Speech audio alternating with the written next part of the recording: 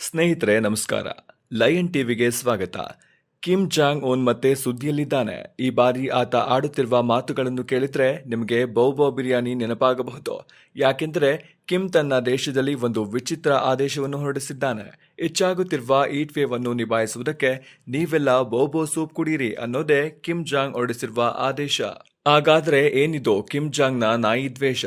ನಾಯಿಗಳ ಮಾಂಸದ ಸೂಪ್ ಕುಡಿಯಿರಿ ಎಂದು ಹೇಳುವ ಮೂಲಕ ಅಲ್ಲಿ ಏನು ಮಾಡುವುದಕ್ಕೆ ಹೊರಟಿದ್ದಾನೆ? ಕೊರಿಯಾದಲ್ಲಿ ಬೌಬೌ ಮೀಟ್ಗೆ ಇರುವ ಮಹತ್ವ ಎಂಥದ್ದು ಅನ್ನುವುದರ ಬಗ್ಗೆ ಒಂದಷ್ಟು ಮಾಹಿತಿಯನ್ನು ನಾವಿಲ್ಲಿ ನೋಡೋಣ. ಉತ್ತರ ಕೊರಿಯಾ ಅದು ಯಾಕೋ ಏನೋ ಈ ಬಾರಿ ಸಿಕ್ಕಾಬಟ್ಟೆ ಬಿಸಿಲಿನಿಂದ ಕಂಗೆಟ್ಟು ಹೋಗಿದೆ. ಅಲ್ಲಿನ ಉಷ್ಣಾಂಶ 40 ಡಿಗ್ರಿಯನ್ನು ದಾಟುತ್ತಿದೆ. ರಾಜಧಾನಿ ಫ್ಯೂಂಗ್ಯಾಂಗ್ನಲ್ಲಿ ರಾತ್ರಿ ಕೂಡ ಉಷ್ಣಾಂಶ 25 ಡಿಗ್ರಿಗಿಂತ ಕೆಳಗೆ ಇಳಿಯುತ್ತಿಲ್ಲ. ಅಲ್ಲಿ ಈಟ್ ವೇವ್ಗಳು ಶುರುವಾಗುತ್ತಿವೆ. ಆ ಬಿಸಿಲಿನಿಂದ ಆಗಬಹುದಾದ ಸಮಸ್ಯೆಯನ್ನು ನಿಯಂತ್ರಿಸುವುದಕ್ಕೆ ಉತ್ತರ ಕೊರಿಯಾದಾದ್ಯಂತ ಹೆಚ್ಚುವರಿ ಆಸ್ಪತ್ರೆಗಳು ಹಾಗೂ ಕೇರ್ ಸೆಂಟರ್ಗಳನ್ನು ತೆರೆಯುವುದಕ್ಕೆ ಕಿಮ್ ಆದೇಶ ಕೊಟ್ಟಿದ್ದಾನೆ. ಇದೇ ಸಂದರ್ಭದಲ್ಲಿ ಅಲ್ಲೊಂದು ವಿಚಿತ್ರ ಆದೇಶ ಕೂಡ ಹೊರಬಿದ್ದಿದೆ. ಕಿಮ್ ಜಾಂಗ್ ತನ್ನ ದೇಶದ ಜನ ಈಟ್ ವೇವ್ನಿಂದ ತಪ್ಪಿಸಿಕೊಳ್ಳುವುದಕ್ಕೆ ನಾಯಿ ಮಾಂಸ ತಿನ್ನಬೇಕು, ನಾಯಿ ಸೂಪ್ ಕುಡಿಯಬೇಕು ಅನ್ನುವ ಆದೇಶವನ್ನು ಕೊಟ್ಟಿದ್ದಾನೆ. ಇದನ್ನು ಕೇಳಿದರೆ ಅಕ್ಕಪಕ್ಕದ ದೇಶಗಳು ಆಶ್ಚರ್ಯ ಕಣ್ಣುಗಳಿಂದ ಉತ್ತರ ಕೊರಿಯಾದ ಕಡೆ ನೋಡುತ್ತಿದ್ದಾರೆ. ಉತ್ತರ ಕೊರಿಯಾದ ಜನ ಮಾತ್ರ ಡ್ಯಾಂಗೋಗಿ ಅಥವಾ ಸ್ವೀಟ್ ಮೀಟ್ ಹುಡುಕಾಟದಲ್ಲಿ ತೊಡಗಿದ್ದಾರೆ. ಅಲ್ಲಿ ನಾಯಿ ಮಾಂಸವನ್ನು ಅದೇ ಹೆಸರಿನಿಂದ ಕರೆಯಲಾಗುತ್ತದೆ. ಆ ಮಾತು ಕೇಳಿ ನಾಯಿ ಪ್ರಿಯರು ಸಿಟ್ಟಿಗೇಳಬಹುದು. ಇನ್ನು ಕೆಲವರು ನಾಯಿ ಮಾಂಸ ಎನ್ನುವುದನ್ನು ಕೇಳಿ ಅಸಹ್ಯ ಪಟ್ಟುಕೊಳ್ಳಬಹುದು. ಮತ್ತೆ ಕೆಲವರಿಗೆ ಈ ಹಿಂದೆ ನಮ್ಮ ಬೆಂಗಳೂರು ಸೇರಿದಂತೆ ನಾನಾ ಭಾಗಗಳಲ್ಲಿ ಕೇಳಿ ಬಂದಿದ್ದ ಬೌಬೌ ಬಿರಿಯಾನಿ ನೆನಪಾಗಬಹುದು. ಕುರಿ ಮೇಕೆ ಮಾಂಸದ ಬೆಲೆ ಹೆಚ್ಚು ಅಂತ ಕೆಲ ಹೋಟೆಲ್ಗಳು ಬೀದಿ ಬದಿಯಲ್ಲಿ ಸಿಗುತ್ತಿದ್ದ ನಾಯಿಗಳನ್ನು ರಾತ್ರಿ ಹಿಡಿದುಕೊಂಡು ಬಂದು ಅದನ್ನು ಬಿರಿಯಾನಿ ಮಾಡಿಕೊಡುತ್ತಿದ್ದರು. ಅದನ್ನು ನಮ್ಮ ಪೊಲೀಸರು ಪತ್ತೆ ಹಚ್ಚಿ ಅಂತವರನ್ನು ಎಡೆಮುರಿ ಕಟ್ಟಿದ್ದ ಸುದ್ದಿಗಳನ್ನು ನೀವು ಓದಿರುತ್ತೀರಿ, ಟಿವಿಯಲ್ಲಿ ಕೇಳಿರುತ್ತೀರಿ. ಈ ಬೌಬೌ ಬಿರಿಯಾನಿ ಹೆಸರನ್ನು ತುಂಬಾ ಪಾಪ್ಯುಲರ್ ಮಾಡಿದ್ದು ನಮ್ಮ ನವರಸ ನಟ ಜಗ್ಗೇಶ್. ನಮ್ಮಲ್ಲಿ ಸಾಮಾನ್ಯವಾಗಿ ಕುರಿ ಮೇಕೆ ಅಂತ 4 ಕಾಲಿನ ಪ್ರಾಣಿಗಳ ಮಾಂಸ ತಿನ್ನುವುದುಂಟು. ಆದರೆ ಚೀನಾದಲ್ಲಿ ನಾಯಿ ಮಾಂಸಕ್ಕೆ ಡಿಮ್ಯಾಂಡ್ ಇದೆ. ಉತ್ತರ ಕೊರಿಯಾದಲ್ಲಿ ಕೂಡ ನಾಯಿ ಮಾಂಸವನ್ನು ಇಷ್ಟಪಟ್ಟು ತಿನ್ನುತ್ತಾರೆ. ಉತ್ತರ ಕೊರಿಯಾ ಬಿಡಿ, ನಮ್ಮ ದೇಶದ ಈಶಾನ್ಯ ರಾಜ್ಯಗಳ ಕೆಲ ಬುಡಕಟ್ಟು ಜನಾಂಗಗಳಲ್ಲೂ ನಾಯಿ ಮಾಂಸ ಸ್ವೀಕಾರಾರ್ಹ. ಆಹಾರದ ಅಭ್ಯಾಸಗಳು ಒಂದೊಂದು ಕಡೆ ಒಂದೊಂದು ತರ ಇರುತ್ತವೆ. ಅವರವರ ಆಹಾರ ಅವರದ್ದು. ಬೇರೆಯವರ ಭಾವನೆಗಳಿಗೆ ಧಕ್ಕೆ ಬಾರದ ಹಾಗೆ ಯಾರು ಏನು ತಿಂದರೂ ಯಾರು ಅಬ್ಜೆಕ್ಷನ್ ಮಾಡುವ ಅಗತ್ಯ ಇರುವುದಿಲ್ಲ. ಸೊ ನಾಯಿ ಮಾಂಸವನ್ನು ಇಷ್ಟಪಟ್ಟು ತಿನ್ನುವ ದೇಶಗಳಲ್ಲಿ ಉತ್ತರ ಕೊರಿಯಾ ಕೂಡ ಒಂದು. ಹೀಗಾಗಿ ಕಿಮ್ ಜಾಂಗ್ ಉನ್ ತನ್ನ ಜನಕ್ಕೆ ಬಿಸಿಲಿನ ತಾಪದಿಂದ ಕೂಲ್ ಆಗುವುದಕ್ಕೆ ನಾಯಿ ಮಾಂಸದ ಸೂಪ್ ಕುಡಿಯಿರಿ ಎಂದು ಹೇಳಿದ್ದಾನೆ. ಇನ್ನು ಈ ಮಾಂಸದಿಂದ ಅಲ್ಲೊಂದು ವಿಶೇಷ ಸೂಪ್ ಸಹ ತಯಾರು ಮಾಡುತ್ತಾರಂತೆ. ಈರುಳ್ಳಿ, ಬೆಳ್ಳುಳ್ಳಿ, ಹಸಿರು ಸೊಪ್ಪು, ಶುಂಠಿ ಇದೆಲ್ಲರ ಜೊತೆಗೆ ಸ್ವಲ್ಪ ಮಸಾಲೆ ಹಾಕಿ ಅದಕ್ಕೆ ನಾಯಿ ಮಾಂಸ ಸೇರಿಸಿ ಸೂಪ್ ಮಾಡಿಕೊಳ್ತಾರಂತೆ. ಈ ಸೂಪ್ ಅನ್ನು ಬೋಟಿಶಾಂಗ್ ಎಂದು ಕರೆಯುತ್ತಾರೆ. ಇದನ್ನು ಕುಡಿಯುವುದರಿಂದ ಸಾಕಷ್ಟು ಹೆಲ್ತ್ ಬೆನಿಫಿಟ್ಸ್ ಇವೆ ಎಂಬ ನಂಬಿಕೆ ಉತ್ತರ ಕೊರಿಯಾದ ಜನರಲ್ಲಿದೆ.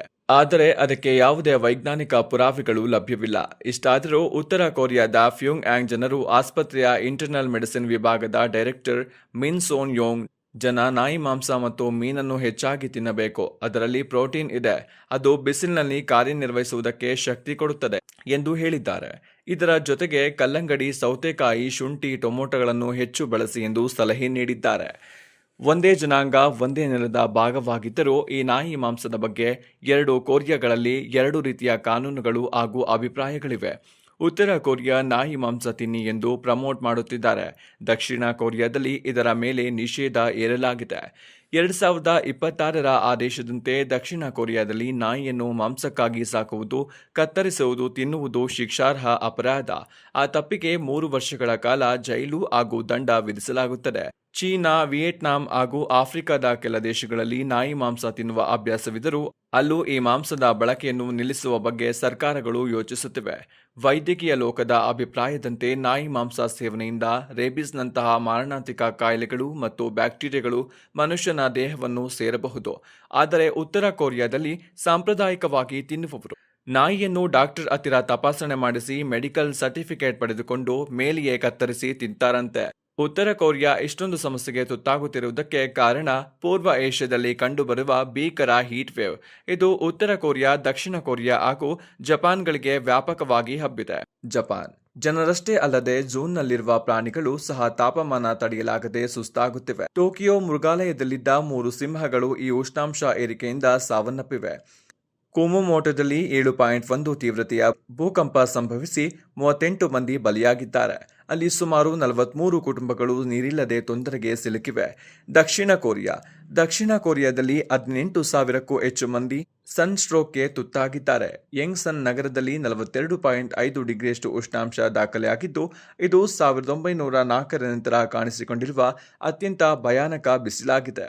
ಇದೆಲ್ಲವೂ ಜಾಗತಿಕ ತಾಪಮಾನ ಏರಿಕೆಯಿಂದಾಗುತ್ತಿದೆ ಎನ್ನುವುದನ್ನು ಪ್ರತ್ಯೇಕವಾಗಿ ಹೇಳಬೇಕಾಗಿಲ್ಲ. ದಿನನಿತ್ಯ ನಾವು ವಾತಾವರಣದ ಬಿಸಿ ಏರಿಸುವುದಕ್ಕೆ ಬೇಕಿರುವುದನ್ನೆಲ್ಲ ಮಾಡುತ್ತಾ ಹೋದ್ರೆ ಮುಂದೊಂದು ದಿನ ನಾವು ಕೂಡ ತಿನ್ನಬಾರದನ್ನೆಲ್ಲ ತಿನ್ನುವ ಸ್ಥಿತಿಗೆ ಬಂದು ತಲುಪುತ್ತೇವೋ ಏನೋ. ಇನ್ನು ಉತ್ತರ ಕೊರಿಯಾದ ಸರ್ವಾಧಿಕಾರ ಕಿಮ್ ಜಾಂಗ್ ಉನ್ ಇಂತಹ ಹುಚ್ಚು ಆದೇಶಗಳನ್ನು ಆಗಾಗ ಕೊಡುತ್ತಿರುತ್ತಾನೆ.